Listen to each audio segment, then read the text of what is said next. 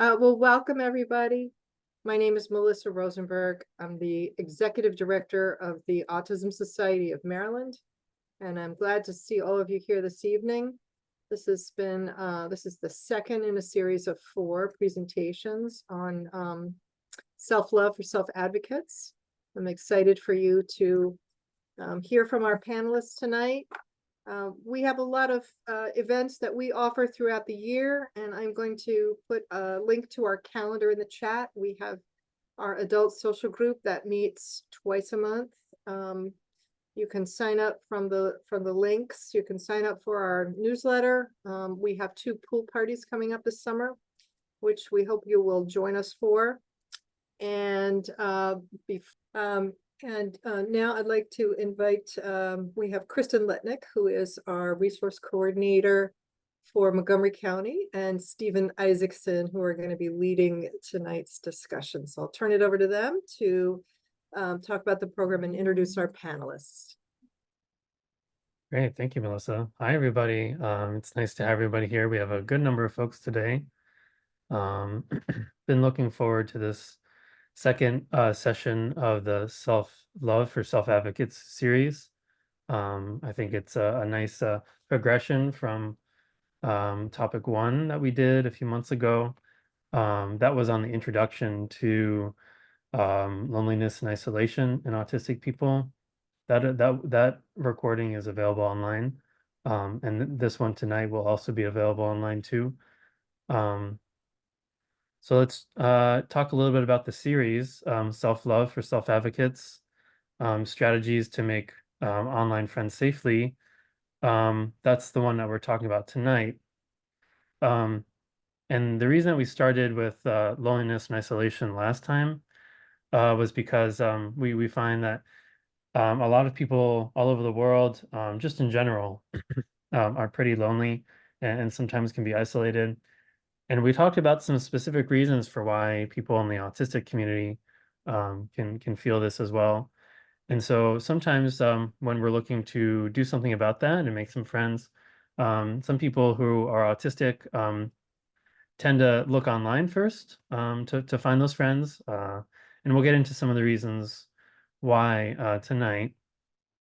But making online friends is good to do, especially when you're doing it safely. So knowing how to do that and what to look for is something that we'll be talking about tonight. And we have a wonderful panel of a few folks who have lived experience finding friends online. And so we'll hear from them in just a little bit. In a few months, we'll have part 3, which is where we'll talk about neurodiversity. And you might have heard about neurodiversity from other aspects of life. Maybe you've heard it from other friends you've talked to. But the next time we'll talk a little bit about setting ourselves up for success and when we're looking to kind of explore our community, getting to know ourselves a little better and how our brains work. Everyone's brain works differently. So we'll talk about that in part 3. Tonight we'll talk about making online friends and how to do it in a safe way, in the context of the discussion we had last time about feeling lonely. So today we will go until 8:30, so we have about an hour and a half. We'll meet our panelists and we'll have a discussion. We'll hear their lived experience and some of the things that they have from their perspective about making friends online and how they've done that safely and what some things they've discovered are, some ideas. And then we'll take questions from you guys.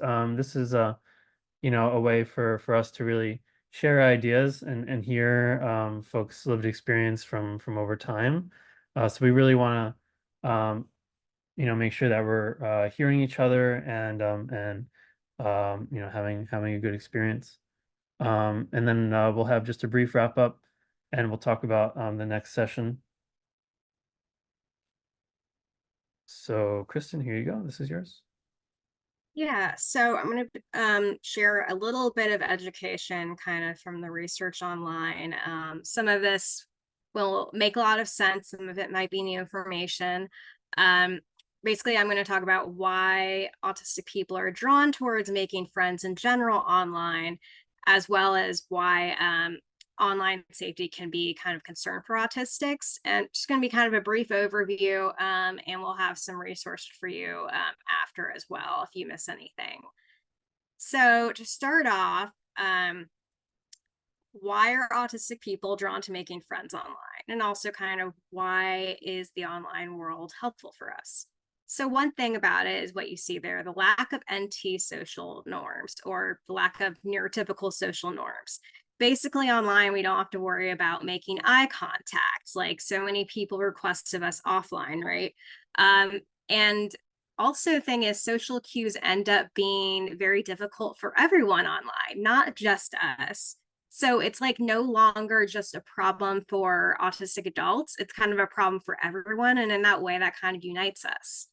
And the uniting us front, that kind of goes into the COVID and health issues bullet point. Basically, COVID really caused a spike in people going online to socialize and make friends. And this was not just for autistics, but for everyone, because we didn't really have a choice, right? And that in turn caused the internet to have to create more methods of socializing and more platforms to keep up with everything. So if you remember way back when, some of the streaming platforms that are popular, like Netflix and things, they did like these little movie watch parties. So you could also watch whatever you're watching on Netflix with friends and like chat and be able to talk online for like voice to text and things like that. So that's stuff that people who weren't autistic kind of had to deal with acclimating to. But that was something that was also, you know, great for us because it gave us more tools in our toolbox for a way of communicating where we were probably already comfortable with that. And then still on the COVID front, again, specifically for autistics, many of us have other health concerns and conditions we do have to manage or consider on a daily basis, especially if we have kind of impacted immune systems. So while COVID is still an issue for everyone, despite what some people may think, some of us can be impacted even more if we were to get COVID. So this can make the internet feel kind of like a safer way for us to be able to connect with other people if anyone still kind of has those concerns. So that's another way that autistics are drawn to making friends online. Oh, can you go back to the previous slide? Sorry, Stephen, I wasn't done yet. Yeah. Okay, so where was I? The next part was that there's a matching in autistic processing and communication styles with the internet. And that kind of sounds weird, but what I mean is the way the internet is structured and its predictability and kind of just the way it's like coded and things, that can be a better match for the processing styles of autistic adults. For instance, in one study, autistics reported that they appreciated the greater control it gave them over their communication, the greater access to similar people, which I'll get into in a few minutes, and the opportunity to express their true selves. The internet gives us more access to learning about how to navigate the NT world. So there's this quote I like from Temple Grandin, and she had said, "My mind works just like an internet search engine that has been set to access only images. The more pictures I have in the internet stored inside my brain, the more templates I have of how to act in a new situation."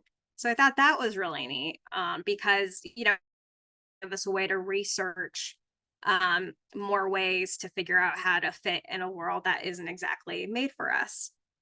The internet provides us with helpful information, computer technology like typing versus talking and voice to text, alternative communication, as well as just basic, more basic things like email, texting, social media, things like that. And a lot of us are more comfortable with using those kinds of things versus talking in real life. There can be less sensory overload online, speaking of, when versus like the less controlled in-person environments where kind of unexpected things can happen and there are all these like noises going on. There might be like a fire truck, etc. There's more flexibility with time online too in terms of processing things. So one example of that would be like if somebody asks us a question in real time or in real life, we're expected to give a response right away. But online, we kind of can take more time to process what we want to say and the best way to say it, and that kind of thing. It gives us kind of what we need in terms of processing to communicate the message. And then in general, the internet offers us a more logical structure, and our brains just kind of tend towards that logic and structure versus the IRL world, where it's kind of like everything can be kind of more up in the air. Even if stuff is a little more structured, you know, there's still going to be things that aren't structured, sensory things and whatnot. Autistic people are also drawn to making friends online because this obviously gives us increased access to people with similar brains and interests from around the world. We have access to a variety of forums and platforms for things like info dumping, which is a thing that some autistic people like to do, researching our special interests and then discussing those special interests with more people across the globe or locally. We have more opportunities to specifically connect with autistics and other neurodivergent people. Research shows that unlike children, autistic adults are interested in interacting with other autistics. And having the online way to connect is important because as adults, we can have fewer opportunities to meet people in general. And this kind of goes back to, I had referenced the benefit of structure before. Autistics can have trouble with less structured environments that don't have a script for us to follow when navigating unexpected situations and things like social cues that you don't have online. So we may no longer have access to the same forced daily interaction environments too, like we did as children and teenagers with like school. And some of us do if we have like, if we go to like a program during a day, if we have work, but not all of us have the same things. Those are more individualized, right? So a lot of times we have to instead either create these opportunities for socializations ourselves, which can be difficult, or we have to have other people create them for us. I'll get back to that at some point. So more socialization opportunities exist online, and we can have improved mental health as a result. Basically, autistic adults who participate in online social media or networking platforms were actually shown in research as more likely to report having a close friend, at least one close friend, versus those autistic adults who did not participate in using online platforms to connect with people. So I thought that was pretty interesting. And the connection there is that when you have more friends, you might have improved mental health. This isn't necessarily the case for everyone, but it's more of a typical thing. And then also this kind of goes back into the safe space to initiate contact. So I kind of said that already, but the key words here are safe, initiate, and then build in terms of having that safe space to initiate contact and build those friendships online.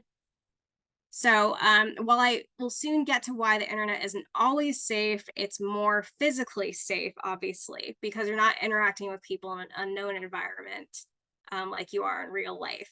So that can also make you feel emotionally and mentally safe.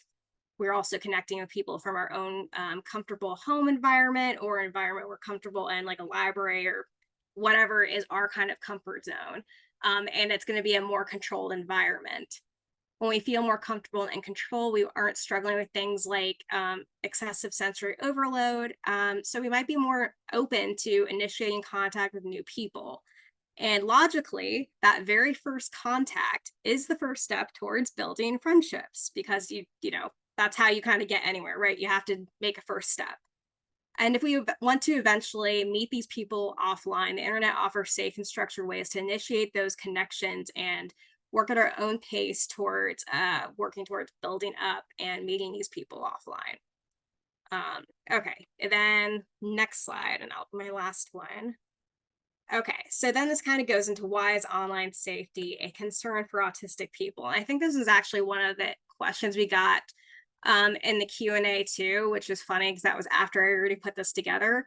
So I'm going to be answering some of that question here. So the first thing might seem more obvious in that there are unknown and potentially unsafe people online. This can go hand in hand with things like the second bullet point, online scams, because you never truly know who you're talking to when you're online, right? At least not if you're using video, but even if you were using video, you can't really know, right? You can use programs and things to manipulate things. You just don't really know if that person is who they say they are because you're not in real life with them in front of you. And then the third point I'll get to is the internet's overuse effects on health, specifically in autistics. So there's a higher rate of autistics falling to online scams than neurotypical people. And then just kind of in general, to avoid these situations, the most important thing anyone can do is what seems to be obvious for some people isn't necessarily to us. You know, avoiding giving out your most personal information, like your home address, your phone number, especially things like social security number, bank information. If anybody's asking you for that, that's when like the red flags need to go up. Okay. And that's going to be one of the resources I have, because I don't want to go too much into the details of all of that. We need to look more closely at our emails because of things like phishing. Scammers can send us emails pretending to be legitimate companies to trick us into giving in their personal information, opening files, that kind of thing, if you ever got a computer virus. The FBI does recommend keeping your firewall turned on, installing, updating antivirus software, keeping your operating system up to date, not opening said email attachments from people we don't know, and then also turning off our computer when we're not using it, which I didn't realize, but apparently that's also important. You can also create a password manager to like store unique passwords and have a secure way to access them so that people online can't get to our information. And then moving on to the internet addiction and its impact on health and autistics. So some of this in research is kind of a little more like, oh, is it completely true? I'm trying to give it to you objectively here. The autistic brain is shown to have inherent characteristics that too much screen time can exacerbate. While it's true for kind of everyone, we are apparently more sensitive to that and to the effects, and we have a little bit less resilience. So this can happen with the overuse of things like video games, the internet in general, smartphones, social media. So basically, we can be extra vulnerable to the impact of screen time, and that means more vulnerable to developing addiction to things like video games and, our phones and things. So one thing is we tend to already have low melatonin and sleep disturbances, and screen time suppresses melatonin, and that can disrupt our sleep. And again, these are effects that can affect anyone. You don't have to be autistic, but for us, they can be more excessive. We are more prone to arousal regulation issues. So we might have more exaggerated stress, more emotional dysregulation, kind of up and down our moods, and more of a tendency to be understimulated. Screen time increases acute and chronic stress, induces hyperarousal, causes emotional dysregulation, and produces overstimulation. So that kind of already acts on like the things in our brain that aren't always like working in the best way and the healthiest way. So it kind of like doubles down on that. We can be more prone to anxiety and obsessive compulsive traits, also social anxiety. Screen time is associated with increased risk for OCD and social anxiety. That's more in like if you're developing your brain, like young adults. And also for some reason, it increases poor coping skills, I'm guessing because of the high arousal. Additionally, anxiety and autism has been linked to abnormalities in the serotonin amygdala, and changes in both have been seen in the brain when online in general. So again, it's kind of like doubling down on the effects. Screen time has been linked to decreased sensory processing. Autistics are more attracted to screen-based technology in general, and because of that, we are more at risk of becoming more addicted and potentially at smaller amounts of exposure than NTs. And then, using all this technology, it can cause us to become more isolated if we're overusing it, and if that technology isn't actually socially interactive, if it's not a way that we're using to kind of like connect with other people, right? Autistics can already have a more sensitive attention system, like a lot of us have ADHD or ADD, poor executive functioning, and just kind of reduced bandwidth in general and processing information. So too much screen time can further fracture our attention, deplete us of our energy in general, and decrease our executive functioning. Then kind of lastly with this, I know it's a lot, but the overuse of the internet can be shown to, worsen our mental health overall. like depressed mood and more anxiety, even paranoia and greater disassociation or kind of like disconnection, which are all symptoms that we can have. The good news is that, you know, I'm not trying to scare everyone. These like negative effects and things, they can dissipate once you scale back your internet use. Because again, a lot of this has to do with the overuse, which I'm trying to use instead of addiction, because, you know, it's kind of different for everyone. So really the key is just kind of everything in moderation. So that's kind of all I had on the subject. It's kind of like moderate in terms of being online safely, not just physically, but emotionally and mentally.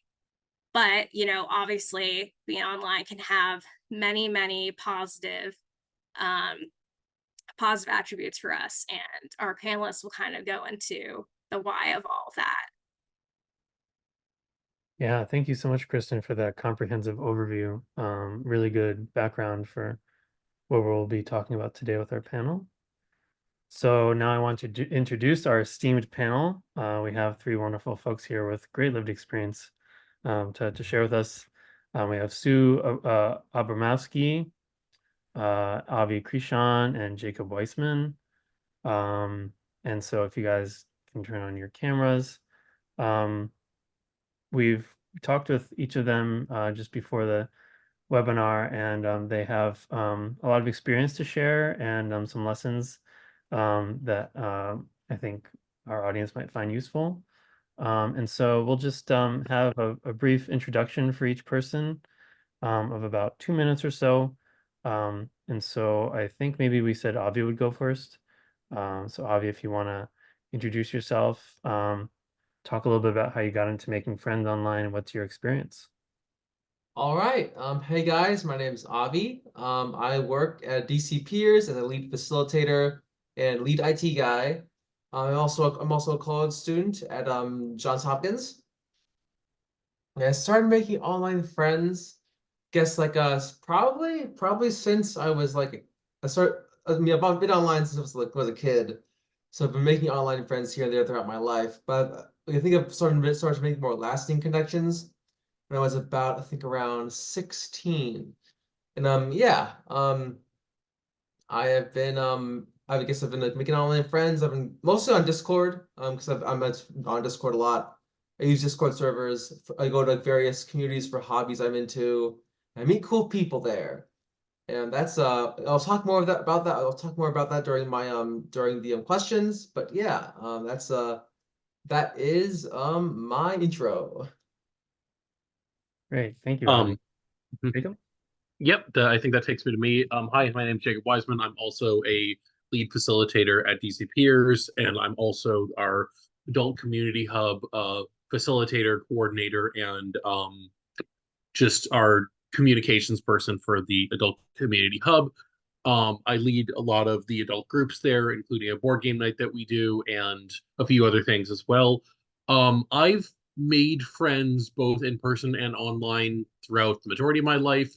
I will say that I've made a lot more in-person connections than I have online, but I have made a significant amount of friends online through places like Discord, through connections with people that I already knew, or through other means as well.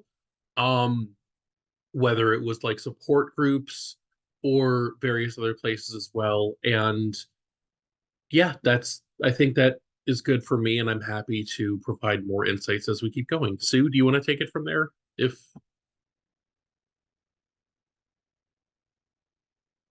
Sue?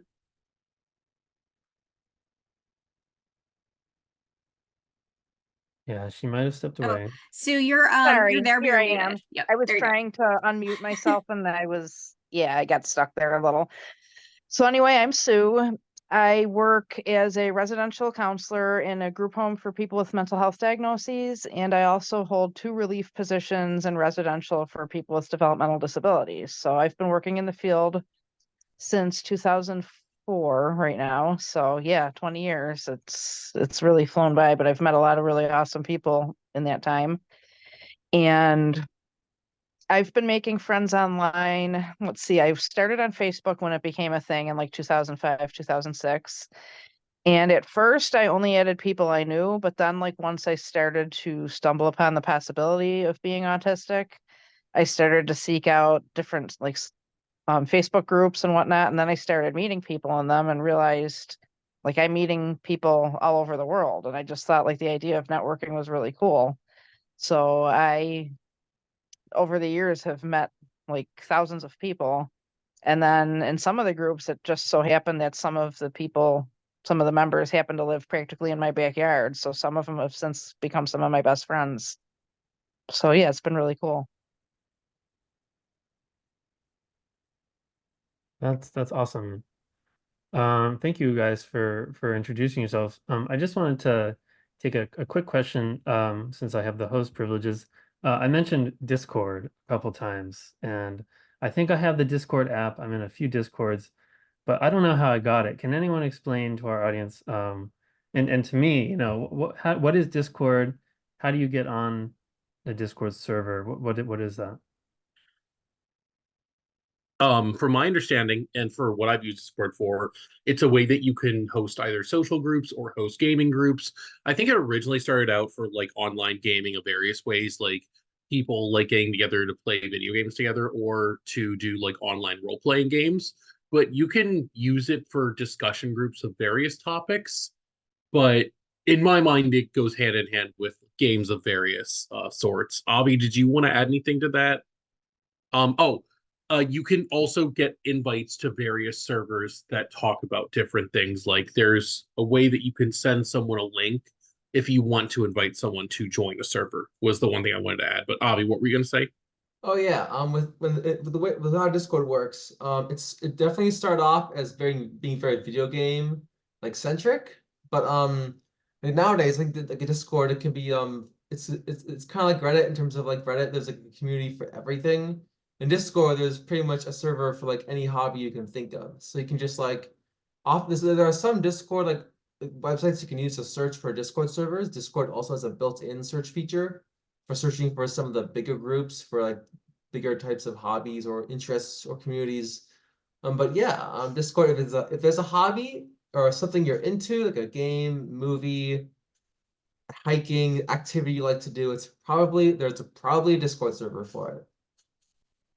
I'll also add, since that's one of the one of the only ones I'm familiar with, is that one thing is when COVID happened, it actually sparked in popularity a lot in terms of like both online gamings and also people using it for classroom things and such. You can also use it to stream videos so that other people can watch and talk to each other during. It's kind of a lot, and it's grown over time. And I feel like COVID helped with that. And also, some people have it for meetups and things where it's for everyone to kind of gather online, but then they also have it for like scheduling things offline as well.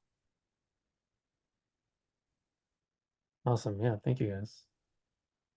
All right, so we have a series of questions that we developed, but we also have questions that were brought in when you registered, when folks registered. Also, feel free to put them in the chat too if there's any questions you have from the audience, as we go on with the panel. And Melissa, if you wouldn't mind just bringing those up in the chat. I think that's what we did last time. I sure will. Yep, Thank we you. have a couple. Great. So we'll continue with the ones that we have first, and then the stuff comes in the chat next, and then we can maybe interweave things that we have through email. Yes. So first up is kind of a general question for our panelists, and feel free if you have an answer that you want to say. If you don't have an answer for one of them, that's okay. But to start off, how do you make friends online? It seems really daunting. The web is a big place. How do you get started? I think what jumps to mind for me, and I feel like this is just something that is a gravitational pull for a lot of autistic people or just neurodivergent people in general, is just finding a special interest, or just finding people who share your special interest, like things that you really gravitate towards and enjoy. like for me, I really like tabletop role-playing games. I really enjoy music, food, various things. Like I've got a lot of special interest in just finding people who I can talk those things about and who share that level of passion where you can get into like all of the details and just share that excitement is just a great stepping stone. Oh, may I say something? Please. All right. So usually I think of a hobby that I'm already like really passionate about. It could be a special interest of mine, or it could be just a hobby I'm into. And I search for online groups on Discord based on the hobby I'm trying to find a server for. It can be music, video games, visual art, anime, hiking, board games, Dungeons and Dragons, etc. But something that's been really useful for me is when I'm trying to look, I'm trying to look for a niche inside of a more general hobby. So for like video games, try finding a group specific focused on one very specific game, especially if it's more niche. If you like Dungeons and Dragons and visual arts, try and find a group that's a combination of those two hobbies. And if there's a creator or YouTuber you like watching that covers a hobby you like, they often have Discord servers. Like and you can join and find fellow like-minded people to or viewers of the content creator and to chat about stuff. And the smaller and tighter knit the community is, the more likely I am to make lasting connections and friendships.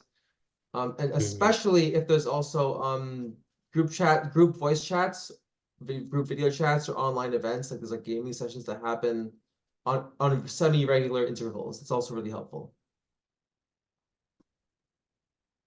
I find that I make friends online by when I go into the Facebook groups, for example, I might notice a comment that somebody left on a post, and then if I agree with it or it just strikes a chord with me, I'll comment on it. And then that can lead to further exchanges between the other person and me. And then that's how some of my friendships come to be. And I've made a lot of friends in the autistic community online, and I've just been very grateful to have made the connections I have. And I also just wanted to interject, it's cool to see fellow gamers here. I'm a huge Sonic the Hedgehog fan. So that's awesome. That's really cool. Yeah, thanks everybody for this opening question. Yeah, I think it just, in my mind, shows how much, people are so similar, especially when you're geographically distant. And in the world we live in now, the borders or the distance between people isn't necessarily a barrier, to making friends anymore. So Yeah, it's like, oh, I'm sorry. I just wanted to say it's basically you have a circle of friends that you literally keep in your pocket. Yeah. Like they're always right with you. I'd also say like for like the Discord things and whatnot for making friends, that Jacob was talking about with the special interests and things, and that's kind of a way I accidentally stumbled into making friends. I followed one of my special interests, and kind of like gradually I met some people, and then we ended up becoming fast friends, and they were people that were like me in their brain, and things like that, and it wasn't something I was expecting because I was just pursuing my special interests. But sometimes if you do that, that can lead you to these friendships, right? Because I think sometimes we think about these things in terms of like, oh, I need to go about making friends and then like follow the specific method to doing that. Like, it doesn't have to be like that. Like, just you can do what you want, and that'll naturally gravitate you towards making friends. Right on. All right, next question. What have you done to protect yourself online while talking to people? Some examples of this, I think we already heard. The firewall, for example, setting your privacy settings on places like Facebook. What are some measures that we've taken to prevent being unsafe? Not giving out.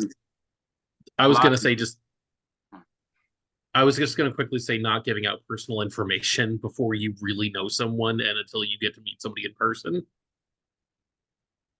Mm-hmm.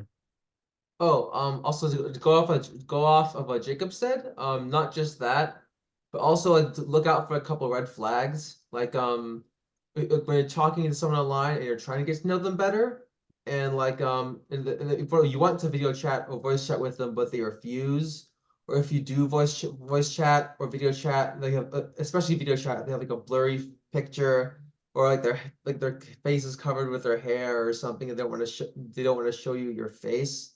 That is also a big red flag. And if they're really needy or clingy and they text you late at night, if that happens, just block them. Just block them. Like if you think you're getting weird vibes or not good vibes, I just block them and move on. But also for like phishing and like account hacking scams, like that happens a lot on Discord sometimes. It's getting more common in recent years, I feel like. But if someone texts you and is like, hey, my account got stolen, something, something, something, click this link, please help me get my account back. Never click links. Links are a no-no. Don't do that. Like you will like when you click the link and enter some information, sometimes you don't even have to enter information. They can just like they'll get your account info and then they'll have your account and you'll basically be locked out of your own account, and that would not be a good thing. So don't click links online unless you know it's safe. If like someone sends you a link and stuff, yeah. Yeah, and some of that relates specifically to Discord too. I would say for some things, since obviously there's so many different platforms, we're not gonna be able to like cover all of them. We're not familiar with all of them. You know, all these things do have like kind of safety documents and things. So it's just good to when you get involved with certain websites and stuff to go over. It seems obvious, it might not be, you know, and everything online and apps and stuff have their own little ways of doing things and things to watch out for. So for me, I have my Facebook profile set to friends only. Oh, and I apologize for my dog barking at somebody passing by. But this way, random people won't be able to locate my profile or find out too much about me, because I'm an open book with just about everyone I meet. I've always been a very transparent kind of person, and I feel like I really have nothing to hide per se. However, I feel that I should still keep myself safe from possible scammers or bots, or just anybody who seems sketchy. Like, we've all received those messages that appear to be from someone we know that start with "How are you doing?" And then when you reply, the next message is, "I'd like to," or "Have you heard about the good news?" And then it'll be something about getting a large sum of money from whatever organization or the government is giving away this money. And then that's just basically an indicator that your friend's profile has been hacked and they've either duped the account or someone else just hacked into their profile and is sending these messages to everybody. So it's frustrating because usually I'm pretty good at vetting who I add to my friends list. And then like I'm usually pretty good at judging the kind of fishy messages, but that the good news one always catches me because it's like I'll think somebody's legit asking me how I'm doing or whatnot. And then as soon as I see, "Have you heard about the good news?" I'm like, "Oh, got me again." And then I just ignore it. So Yeah. You always ask about crypto, right? Would you like to invest in crypto? Nope. Nope. yeah, exactly. They always other come up thing- with new scams. Yeah, like the other thing for me too is sometimes I'll get a friend request or or something like that from someone who I'm already friends with, who I've known for 20 years. Yep. Person might have gotten hacked. So it's kind of like driving, where you can be as safe as you want, but if you're approached by other people who might have gotten hacked, having that common sense is important. Especially if Exactly. any of those people are people that you know aren't really tech savvy. Like that happened to my mother. I had a second profile of my mother try to message me and like ask me for things. It was very clearly some kind of bot or some kind of scammer. And I know my mom just doesn't really know if Facebook and stuff work. So that's kind of something to watch out for too. If there are other people that you know like aren't as comfortable with using certain things, that these things might happen to them, and then that in turn can happen to you when they like send you things. Ooh, I'll start off what Steven said. Yeah, what Steven said. If another big red flag for a possible scammer is if someone hasn't texted you in like forever, but is still on your friends list, and they suddenly hit you up like out of nowhere with like some, "Hey, how are you doing?" Then they'll go into the scam. It's also a red flag if like they haven't texted you in like forever. Yeah, that's a good idea. Yeah, I mean, I have had friends reach out after years and just formed and reconnected. So it's like it's not impossible, but it's like if somebody like if you get a message from somebody who you haven't spoken to and it's just like they're looking for something, don't, yeah, like be wary. Be wary. Great, thank you, everybody. Really robust discussion. So on to question 3. So, we can do the best we can to prevent, being hacked or something. And then you are talking to a friend or someone you met, and you're getting kind of a, sort of a sketchy vibe from them, to use a word we used. Can you give some tips about how you've navigated situations where you feel unsafe? Sometimes I've just left the situation if I feel genuinely unsafe. It's just like sometimes when you're online, the best like cases to avoid the situation, if it's like where you're just, if a scammer's contacting you or something like that, there's just not really a point to engage. Is one instance that comes to mind.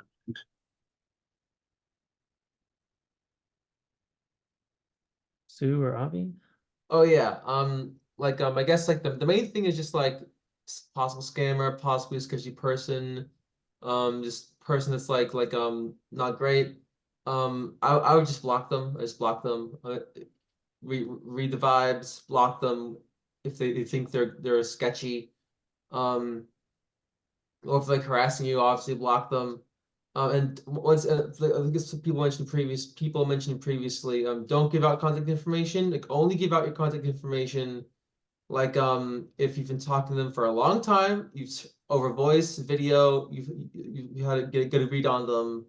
Only then I would give out like more personal information. But even then, you got really play it safe with that. I say if something looks suspicious, just back away right away from the get-go. If you're receiving kind of creepy messages from someone, block, delete, and don't look back. I know I've had times where I'll add somebody or usually it's they'll request me, I'll add them back again. I usually try to vet who I accept pretty well, but once in a while I'll get that person that as soon as I add them, they're calling me on Messenger, they're video chatting me on Messenger. And to me, that's just kind of creepy because it's like, Yeah. I barely know you and I don't like video chatting or talking on the phone so much anyway. Like with my friends, I'm almost always just texting or instant messaging. But yeah, if somebody's gonna try to do that right away, then it's like, okay, maybe they're a little too straightforward or something and they're gonna get clingy, and I don't need that. So, and especially if it appears someone's requesting personal info or money, then it's just time to turn around and walk away from that situation. Yeah, it's interesting, Sue, too, because you're kind of talking about the distinction between, like, how do you draw the line between boundaries, right? Someone Mhm. feel like they're not respecting your boundaries versus a whole separate thing, which is scamming. Yeah. Yep. So maybe one is worth more of a conversation, the other is more like just straight up block. Yeah. I think too, the interesting thing with this is that some of these traits that you're saying, with boundaries and things, we can have as autistics have trouble with that with people too, right? So it's kind of like, Mhm. where's the line there? So, but there's also, there's a thing like, is this person also autistic? And that's why they're acting this way. Or is it somebody who's unsafe? Yeah. Yeah, exactly. Yeah, it's hard to tell.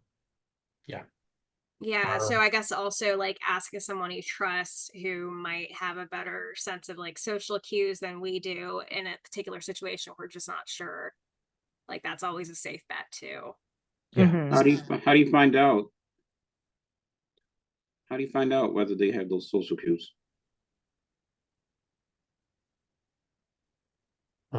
I think we might be taking questions at the end, but that's probably a good question to answer. Like, what's sort of the best way? I think the answer that we came up with is, talking to someone you trust.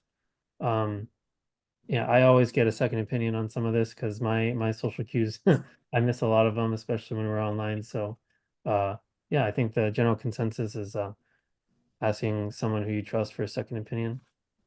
Yeah, just someone that who is well versed in reading social environments and having social exchanges with people. Yep. I also agree with this. Yeah, me too. Yeah, so we're gonna hold questions until the Q&A section. We're almost there.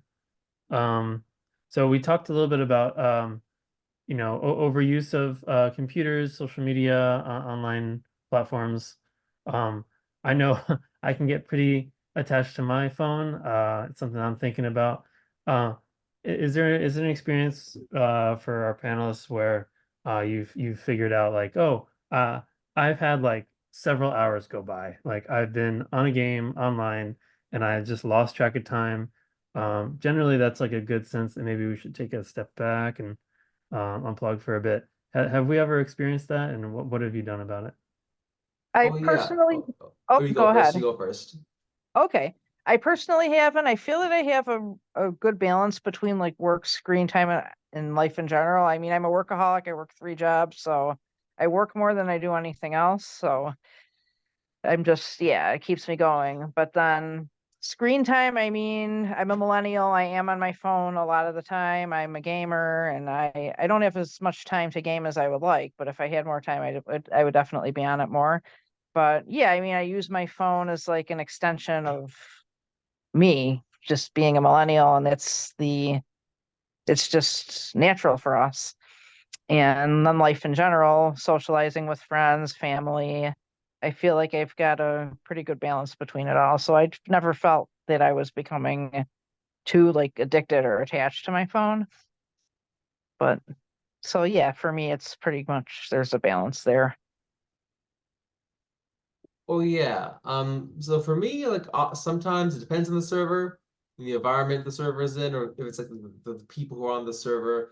But occasionally there will be drama. There'll be drama with some users, like, oh, the so and so's this happened, blah, there's some kind of argument. If that's the case, and it's getting so starts to feel like it starts to get to me, I take a break for a couple days and like come back and it blows over. And I have left servers in the past if the environment was like unfriendly or toxic and like made me uncomfortable, or like the people there were kind of mean. I've left servers in the past for those reasons. Yeah, right on. Yeah, thank you guys. And I think it's very, very thoughtful. Um, as we go into our last question, have you ever tried to meet online friends in person? So sometimes we see these movies where people jump out of the computer screen into real life, and they get into a 3D, like a 3D form, right? Have you ever traveled to meet somebody in a different area, or if they're local, have you tried to meet them in person? What's that experience been like? Ooh, so yeah, the answer is yes.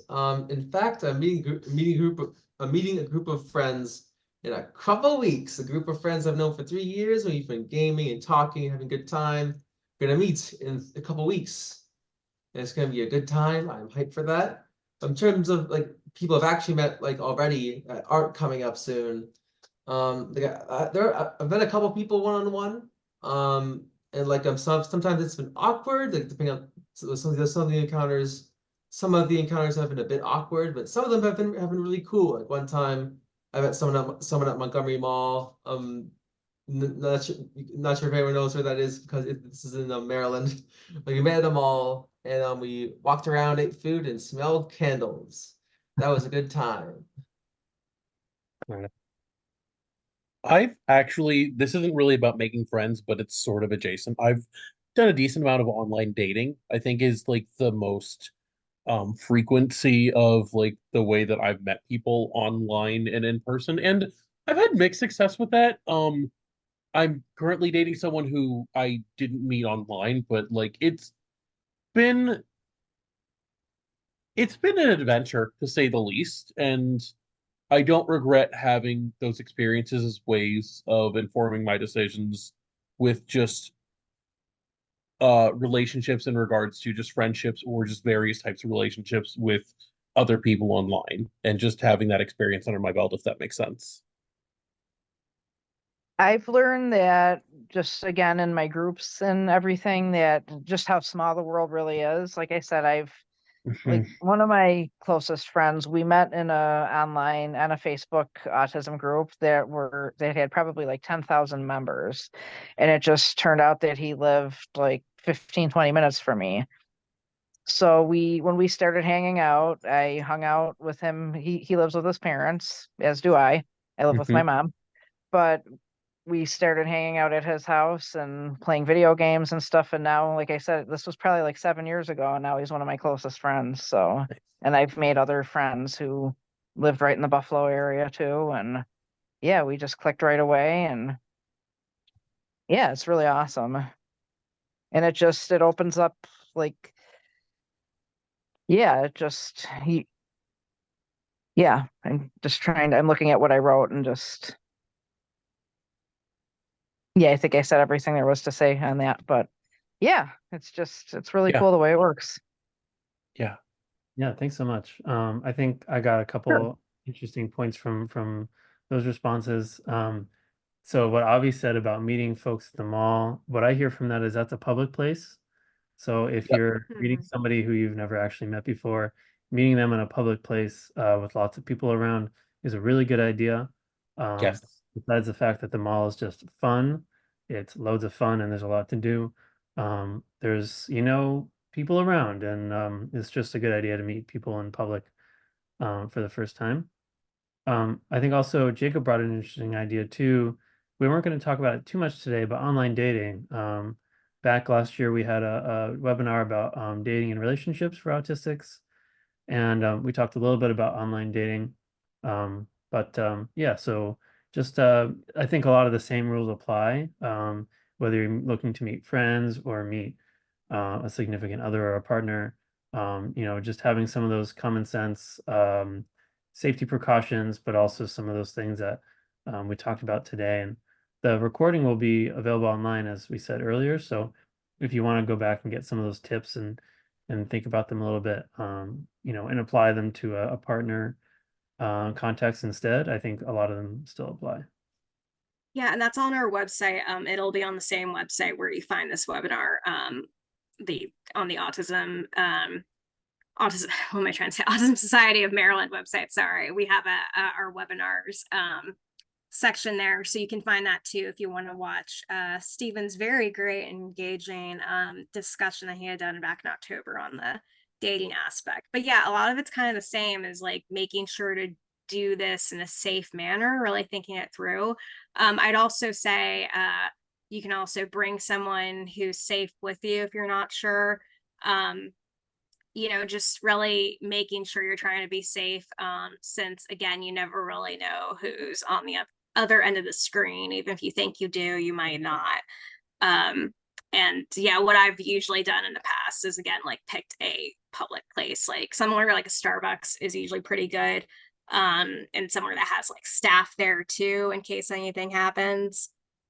Somewhere where you can feel safe just in case. And then also just to Avi's point of how they said that sometimes it was awkward. I thought that was funny because that can definitely happen, but that could also happen in real life too. If you were like meeting a person in real life and you never knew them online, I feel like that's kind of just part of it. And sometimes it's trial and error. Definitely. Wow. Yeah. Thanks everyone for these panel questions. Really engaging. So now we'll open this up to broader Q&A, and we'll invite Melissa back. I'm back. And if you want to go ahead with some of the questions, that we got I before. would be glad to. We have several, which is great.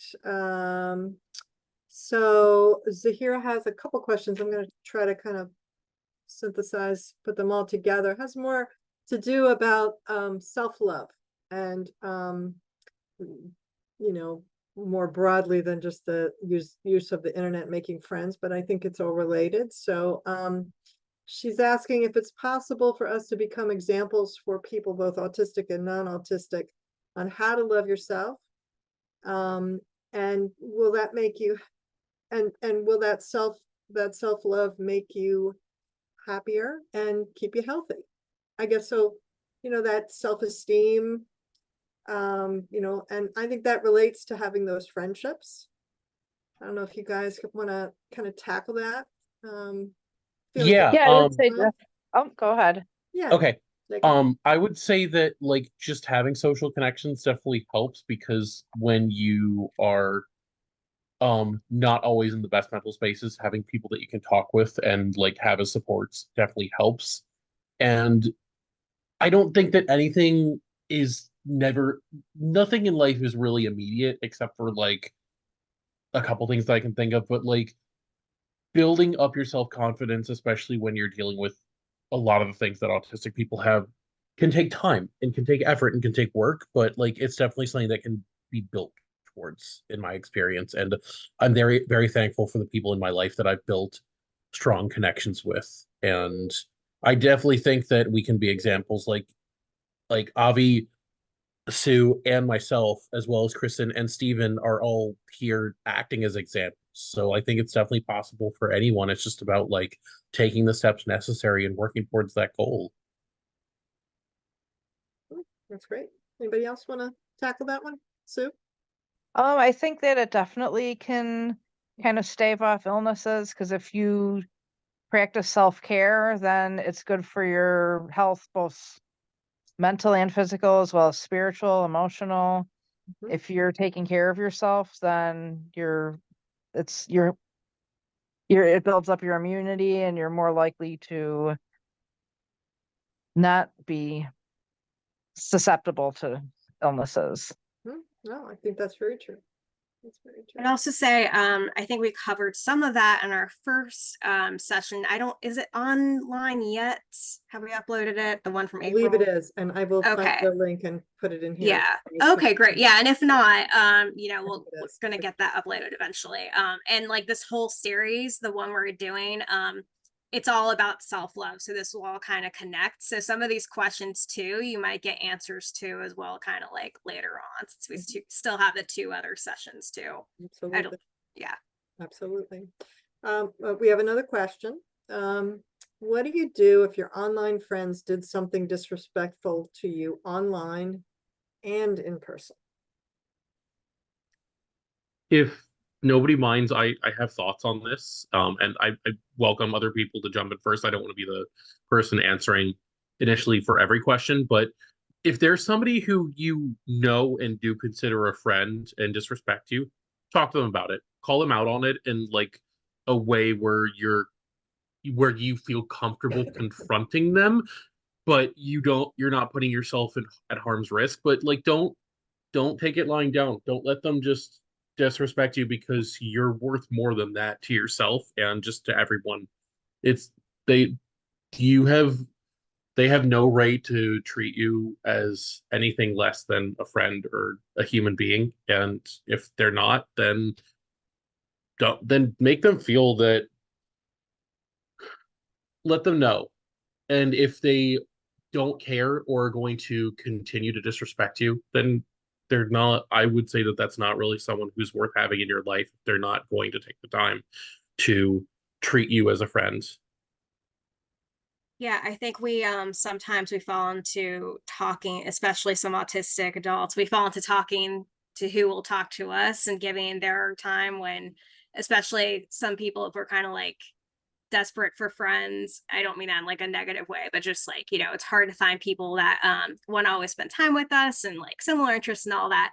But like make sure, remind yourselves that we can choose our friends, right? We don't have to spend time with these people who are disrespecting us. Like this is our energy and our time. And, I think it can be hard to remember that sometimes when we're in the moment.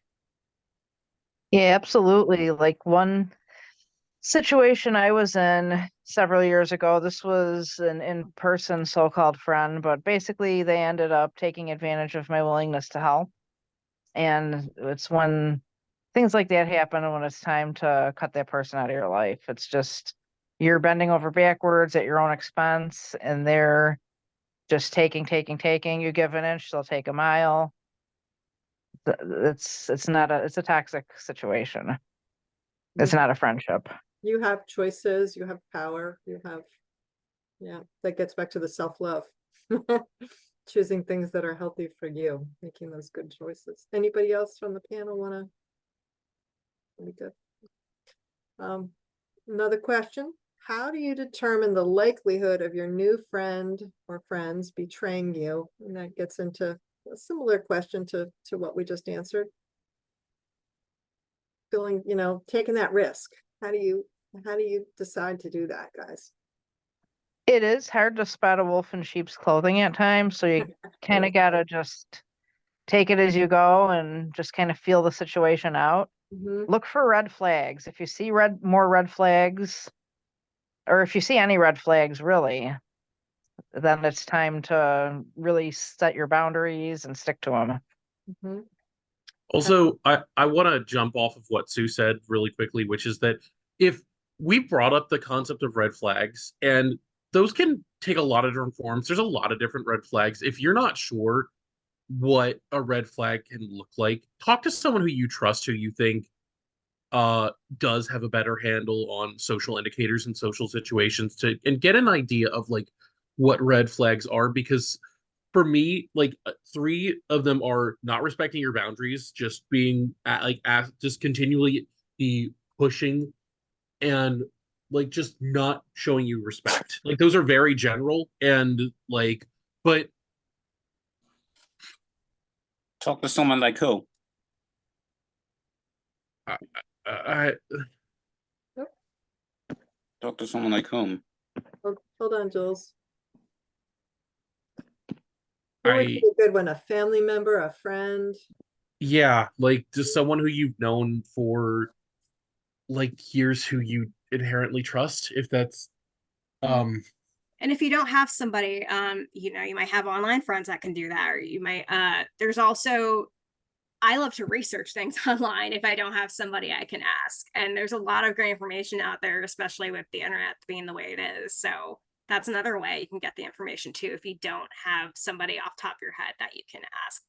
Because you want to make sure it's somebody that you can trust, that gives you like helpful information, isn't trying to like take advantage of you either. Exactly. Yeah, that's a really good point. I would also add too, when we talk about being independent, being independent doesn't mean we're doing it all ourselves, right? Because if we did everything ourselves, we wouldn't. We live in a very interdependent world where we need stuff from everybody. We need food, and we can't grow our own food. The internet comes from somewhere, right? We get our electricity from somewhere to power our phones and charge them, right? So being independent to me, and I don't know how, other people feel, being independent means when and how, like learning when to ask for help, right? Sometimes we get too deep in some of these things and it's kind of hard. Maybe we already gave our phone number to somebody who maybe we shouldn't.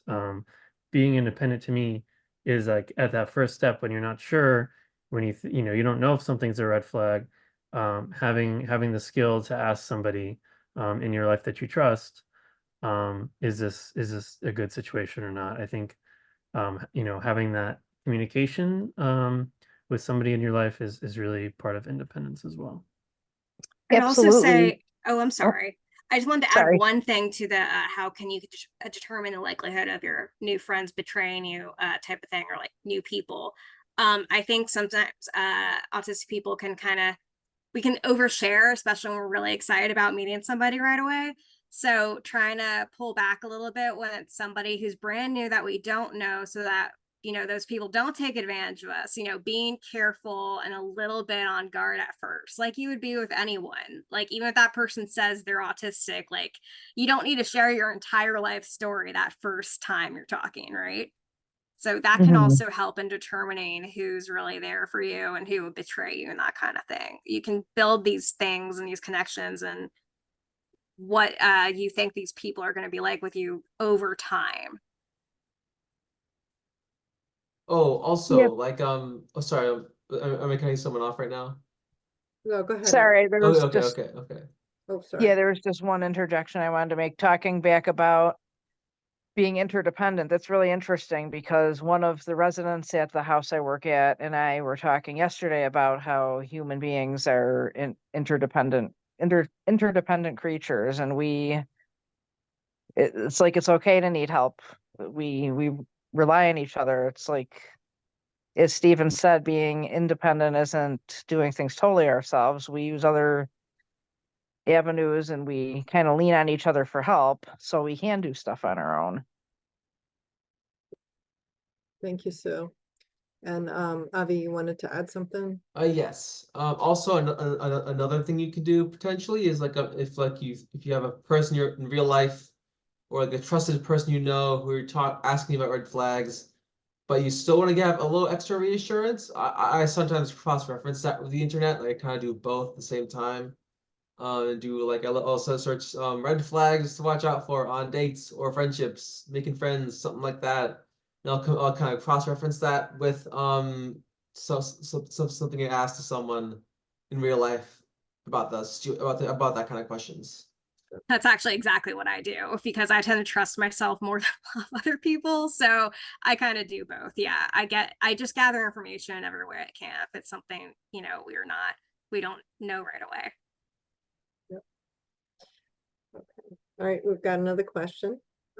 Is it possible for people with autism spectrum disorder to spend more computer time at home than people with no autism spectrum disorder? Sure, I understand the question. Or maybe more Yeah, locally. I think that's Yeah, a little bit of I think- clarification. Do you mean Carla, kind you of just more time on the computer in general? Like spend more time on the computer than people who don't have who aren't autistic? Is that what you meant, Carla? Carla, you want to unmute and answer that for us or give us a little more detail? Yeah, they said yes. You're able or Yes. put in the chat? Yes, okay. I think for me, just speaking off the cuff, I probably have like a little bit of ADHD too, and so like I remember growing up, I played Lionel Train Town on my computer, and like gosh, my eyes were like falling out of my head. The screen, like by the I was playing like 2 or 3 hours on this computer game, and then by the time I was done, I probably looked like a zombie because my eyes were just shot staring at this computer screen. And it probably could be due to like the hyper focus, right? Maybe the attention getting really engrossed with what you're doing. Video games can probably be the same way. But I think also neurotypicals do that. So I guess maybe the question would be like, does autism predict, screen addiction or sorry, or like overuse? I'm not convinced. I think that maybe that happens because humans love screens. What about people think? I think so too. Yeah, I have ADHD too, and I noticed when I was little, I didn't really have much of an imagination. Like a lot of little kids can play pretend, and like they can do that for hours and come up with all these stories. And it's like I could do that to some extent, but at the same time, I guess I'm more of a realist. And it's like there's no point in pretending like, say, a piece of wood is a truck if it's not the real thing. What's the point? So that was just kind of where my mind went. But then it's like I discovered video games, and it was something to finally like fuel my constantly running mind. Like Sonic, for example, a really fast-paced game. It's like my thoughts are going a mile a minute and I need constant stimulation. I would get bored fast. And it's like I discovered Sonic, and it's like something that can actually capture my interest for more than like 30 seconds. So it was awesome. Say that research, tends to say that we spend more time online than like neurotypical people, but I think also it's going to be an individualized thing. Like you said, like Sue said, she found her love for the Sonic game. I have a particular game I like to play online, whereas before I didn't have that game. It was kind of something I randomly discovered, but I do that. But there are plenty of other things I don't do online. It kind of comes down to the individual person, I feel like, but there is evidence to suggest that, like, yes, we do that more. And I think some of that's also because of the other things I had said earlier on in the panel and presentation, that it can just be more comfortable for us to be online than in the outside world. And, it's all about like moderation and balance. Thank you. This is just my question. Would those of you who are here, would you be interested in some kind of, I don't even know how this works, so maybe it exists and I just don't know, where you get people together to do some kind of online gaming and yet you're together? Does that happen? Yeah, that's Like basically LAN? what Discord is for. What is Yeah. it? LAN, Yeah. is that what Yeah, I'm old. Jacob, please explain that. Yes. I think I'm gonna pass this on to Avi because Avi has All more right, experience Avi. with this than I do. Okay. All right. Yeah. So I know a great LAN party. It's called So- Fear the Land. I'll spell it real quick in the Yeah, chat. Avi, spell that because I don't Melissa know. doesn't know what land means, Oh, so. no. All right. I'm Local. learning. Okay, I'll The world explain. I'll eventually explain. comes back around, yeah. It's called the group is called Fear P-E. I'm gonna make sure I'm doing it right. This is a weird spelling. I think it's like this. Fear. No. It's something. It might be missing a couple letters or a couple numbers mixed in, but I think it's something like this. Okay, well, we're gonna find it. Maybe we can I find might post a link later. Okay. It's something kind of like this, Oh, and it's in rest. It's P34R the. it's like Oh, Fear. It's gosh. called Fear the Land, and it's a great Ah. land park. It used to be in Reston, Virginia. Okay. They've semi-recently moved to Fairfax. It's a combination of a LAN party where people bring their cool computers, gaming computers, gaming setups into like a physical space, play games together. But people also bring these cool like maker kind of like DIY projects. Like one guy brought in a drone and was like flying the drone around and testing this new drone he built from scratch. And they One just guy- kind of worked on that together. That seems kind of like parallel play too, in a way. I Mhm. guess, know what well, that it's more like means. some people were building projects there, but some people brought projects there they've already completed. Like one guy brought like a Starlink satellite, the remnants or something something like Starlink, or I don't remember what it was. Something based on Starlink. Hmm. And like all right, and I was gonna say one more thing is important. Oh right, one guy just brought sushi materials and made sushi, and that was cool. And I helped them roll the sushi because I know how to do that. Like But physical sushi. yeah, food? it's Wow. the food you eat in a roll Wow, or on a wow. ball of rice. Yeah. Yeah, so that's the idea of That's really parallel cool. play, actually, that a lot of autistics like, even if they don't, I'm using terminology here, but like where it's kind of like being alone together, where you can have your own things in the same room, and be doing your own thing, but like with somebody else there. But it sounds like the LAN things, specifically at the LAN parties, that's like people playing like a cooperative computer game type of thing, but you can also have like other consoles and things going on at the same Yeah. time, right? I don't know the actual definition. I've been to some, but do you know the actual definition of kind of like what a LAN party is? I think the term LAN, I think it means local area network. I'm pretty sure that's what it means. I could there be you go. totally wrong. I could That's- be No, I missing think one you're of right. things. It's something like that. Yeah, and it started in a kind of time that's sort of like pre-big internet, or people would just instead of like, no, that can't be. I think the internet was still existing when that happened, or it was in an earlier stage of. It's more like a thing of the past, but they still Yeah, it doesn't happen happen. as much. Yeah. And it stopped a lot during COVID, but it still yeah. happens. Mhm. Yeah, like basically people get together and game in a big room. All the computers are connected to each other. Normally it's competitive games, like Counter-Strike or like I think Quake was a big one that was played in LAN parties back in the day, Quake. Right. But yeah, it's a lot of like gaming going on. Do you know why or do any of you know why it kind of like stopped? Was it because of COVID or was it because of the games, how they developed, and like now they do it with Discord instead? I think just most games moved to like more like over the internet online stuff. Like not as many games support like actual true LAN party stuff these days, like actual LAN functionality. Most LAN parties I think nowadays they just connect to like they connect to the internet and play, but they're in person, I think. Mhm. Got it. So Melissa, we'll take one or two more and then we'll wrap up from here. Jules shared a link for My Cartoon Club, if you guys want to, anybody wants to check that out. And Carla added one more comment. The reason she brought up her question earlier was she said she spends a lot of screen time. She's not working currently and doesn't have a lot of friends. She's spent a lot of time at home, and so turning to being online and trying to connect with people. Do you guys have comments on that, or had that happen to you, and how do you maybe break away from a little bit of that or make that a productive time? I don't know. Your thoughts?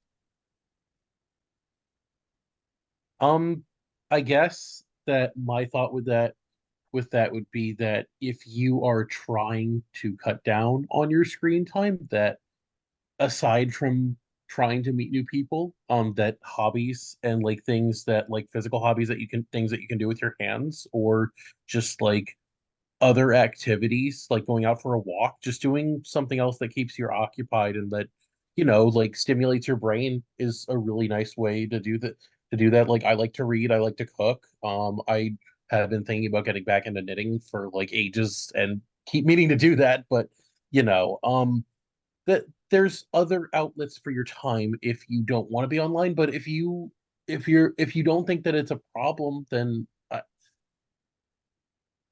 there's not necessarily anything inherently wrong with it. But If you're able reflect, to break away at all, you know, it's just, yeah, you know, kind of, And I think yeah, it depends on your specific situation and your goals Yeah. too. Cause like when I mean, like, I wasn't trying to scare people when I was talking about like the online safety and kind of internet overuse thing. That's just something that is something we have to keep in mind. And it can happen to us, like developing depression and things from the overuse without our realizing it. So it's kind of like just things to keep in mind. So it's kind of like if you're somebody who, you said you don't have a job and you don't have a lot of friends since you're home all the time, is this something that if you're fine with that, then cool. If you wanted to use the internet to like build more friends and stuff, then that's like a whole nother thing. Or if you wanted to have more like offline friendships, and that's something to work on. So I think it just kind of depends on everyone's individual goals, which is, you know, I know it's like a blanket statement, but we can't really say what'll work for one person. It's going to work for the next person, etc. and Carla, I don't know where you're located, but if there's anything we can assist with, you know, looking for some activities that would be maybe more in person, volunteer, some job resources. I'm gonna put a link to, I'm gonna put Kristen's email. This is our website and calendar link as well. Oops. And then I'm sure Kristen would be very happy to help you with anything like that. If Yeah, I would just kind of need some more like background information Yeah, in terms yeah. of what you're looking for. And Yeah. sometimes we takes us some time to like get to know our own special interests too and hobbies. And a lot of that's also trial and error of just being like kind of try new things. And that can be hard for us sometimes. Yep, very good. Well, any closing thoughts, you guys? We're gonna kind of wrap it up here. I don't see any other questions, but any closing thoughts? Oh, we had questions from the emails. We have you a have chance to go through questions? a couple of those. Okay, yep, we have a couple minutes. we've got 7 Oh. minutes. Like I've got time. You do, you're right. A quick thing before we continue, I just want to mention, Yeah. I have a link to Fear the Land, and I'm posting it in the chat. And Oh, I excellent. did spell the name wrong. I Oh, did that's spell okay. it wrong. Also, a YouTube video of what looks like Oh, Nova what Labs. looks I like, yeah. actually, my housemate does that. Yeah. Oh, cool. That's funny. I didn't realize it. Not the land party, but Hmm. he does like other things in Nova Labs. Oh, Like there's so many okay. different like activities there, and he likes it. So I'd say that's a fun thing. Yeah. Did you want me to get the questions, Melissa, or are you pulling them up? Sure, if you don't mind. If you Okay, don't yeah, let me mind. grab them. I know a couple of them were kind of already answered, so I think Yeah. we're just left with a couple. Yeah. One of them was one where if that person is here online, I'm gonna follow up with you individually because it was more of a personal question. So I feel like that's probably not one you want to be talked about now. Give me 1 second. The other one was about was a question that we all kind of answered. It ended up being one of our specific questions. So if you still have questions on that, like, you know, let us know. And then, sorry, give me 1 second. I have to get to the actual questions. I know, Stephen, you have them too. Whoever gets to them first, I'm trying to find I think them. one of the questions was about finding LGBTQ support. Oh yeah, thank in you. That online was one of the spaces. questions. I was wondering if anyone had any thoughts about you know, this like queer friendly spaces online. I've got a couple. Mm. DC Center has groups both online. I'm not sure if they do them in person as well, but there is a Montgomery County, I think, Trans for Trans group as well that might not be explicitly for transgender people, but I can see about finding that resource and emailing it to you, Stephen and Kristen, just so that that can be followed up with. We can put that on the resource list, Jacob. That'd be great. Yeah. And Yep. share with everybody, all these Yeah. ideas. But Good. DC Center is like a tremendous resource for like support groups for the LGBTQIA community. I've gone to various of their support groups before because I'm part of the queer community. So like huge proponent of trying to find resources for people. Mhm. And yeah. Great. I think the Facebook other has a lot question of on- groups. Oh, Oh, sorry, I'm sorry. continue. No, continue. I thought that was lull. You Okay. continue, you good. So basically Facebook has a lot of groups too. Like there's a lot of that have like the intersectionality between autism and LGBTQ community. Like for example, I'm aromantic asexual, so I found groups for other people who are on that spectrum as well as autistic. So yeah, there's a lot of support out there. Thank you, Sue. That's great. Yep. Mhm. I'm sorry, I cannot. I had gonna recently look. redone my I'm gonna look. Outlook filter, so I'm having trouble Okay. finding the That's email. okay. But I feel like that the second question was related to that question. Do you remember, Stephen? I think it Yeah, was I think something it was. also about meeting people offline, which is also something we're going to get into with our fourth session. Yeah, we can provide some links. There's some groups and some more coming online that meet in person in the area that might be good to share.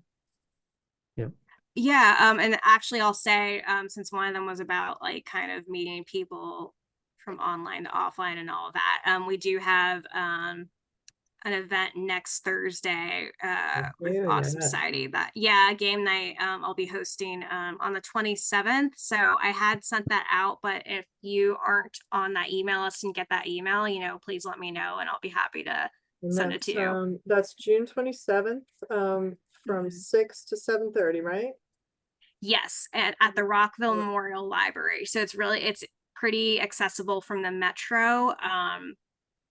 And yeah, it'll just kind of be a casual game night. Some people just like want to talk and people bring their own games. So not a LAN party thing, like board games and card games. You said Thursday, June 27th. Yes. I- It's been Email pretty again. fun. I've hosted it a couple times. So yeah, Jacob, we'd love it if you came out. It's free. I'll see what I can do. Awesome. Yeah, Yeah. please share that. We'd love to have more people. We have a adult group that meets in Howard County too. Not everybody in the group is from Howard County. They just had a potluck. They meet once a month in person and once a month online. So last week we had a drum circle and potluck. And then in 2 weeks, they'll do a virtual meeting. So they kind of alternate. We have a pool party coming up. So that's a good one too. And all that's on our website. So yeah. Do we have you put the website? Oh, let me put the website too. I think you already done that, but do you have the website for the event, for the calendar? That's what I'm doing right now. Okay, great. You read my mind. Sorry, or not sorry. I don't know. That's okay. That's okay. Here we I go. found it. Link to the it's the awesome calendar. That's our acronym. Yeah, because I didn't found want to all ask the- this person to put their email Yeah. in the public chat if they didn't want to. And yeah, and so the game night is, I had put it in the chat, Christopher, or Kit, sorry, 6 to 7:30 on the 27th at the Rockville Library, and which is pretty accessible. There's parking there. There's 6 to it's near the 7:30. metro. Yeah, there's a parking garage. That's just kind of like a couple bucks. That's really close by. And then there's the metro. I think some people walk. Yeah, I try to make it in a place that's like openly accessible.